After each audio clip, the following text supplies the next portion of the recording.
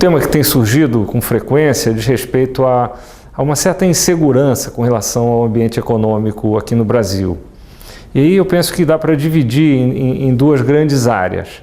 Quer dizer, do lado macroeconômico, nós temos já de alguns anos para cá convivido com uma taxa de inflação bastante elevada, né, em torno de 6%, talvez um pouco mais, se nós incluirmos aí alguns preços que estão tabelados. E temos tido também uma gradual perda de disciplina na área fiscal. Então essa combinação assusta, especialmente para um país com a nossa história. É claro que isso não é comparável ao que acontecia na década de 80, os padrões vão melhorando, mas eu penso que hoje nós estamos um pouco fora do padrão, do nosso próprio padrão, que vem se elevando ao longo dos anos. E há também a questão do balanço de pagamentos. Quer dizer, o Brasil, nesse período, passou a ter um déficit em conta corrente e, como se espera em algum momento, nos próximos, sei lá, 1, 2 anos, uma normalização, ou pelo menos o início de uma normalização das taxas de juros internacionais, é possível também que isso nos aperte no balanço de pagamentos. Então existe todo esse conjunto de temas que seriam mais macroeconômicos, onde me parece que o Brasil precisa de um pouco mais de disciplina. Já do lado que nós poderíamos chamar mais de micro, né, do ambiente de negócios, o que acontece é um pouco o oposto quase. Essa é uma área que está um pouco amarrada a uma certa insegurança com relação às regras, a uma certa dificuldade em fazer negócios no Brasil. Isso tem ganho bastante espaço na imprensa recentemente, ao meu ver, com uma certa razão. Existe também toda uma agenda, vamos chamar, ligada, como eu disse antes, à produtividade, que tem a ver com incerteza, com ambiente de negócios, com burocracia e assim por diante. Então, são duas grandes frentes hoje em dia de incerteza para nós. Eu penso que a solução existe, é uma questão só de correr atrás. Um outro tema muito importante, muito interessante, complexo, é o do nosso sistema tributário e da carga tributária também.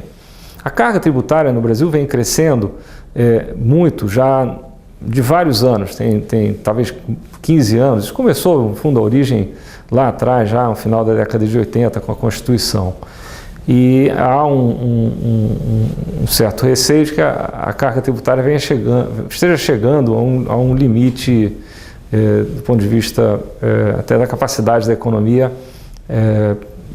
enfim, arcar com esse custo, especialmente uma economia de renda média como a nossa.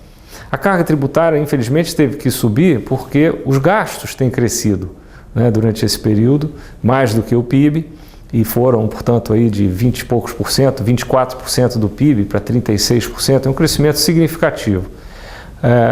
Para se reduzir a carga tributária, que seria, ou pelo menos estabilizar, que acho que seria desejável, vai ser preciso trabalhar do lado do gasto. Tá? Então isso é o que diz respeito à quantidade da tributação no Brasil. Existe também a questão da qualidade, quer dizer, como esse sistema tributário está desenhado. E aí também se vê um amplo espaço para melhora.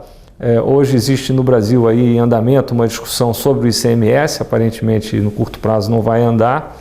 Eu penso que seria muito bom simplificar e unificar. Nós estamos no momento discutindo apenas a unificação das alíquotas, né, entre todos os estados do Brasil, mas seria muito importante também simplificar. O ICMS para cada estado representa quase que um livro enorme, uma enciclopédia de regras para cada um dos estados, né, do nosso país. Então, fazer uma simplificação seria, a meu ver, tão importante quanto a unificação.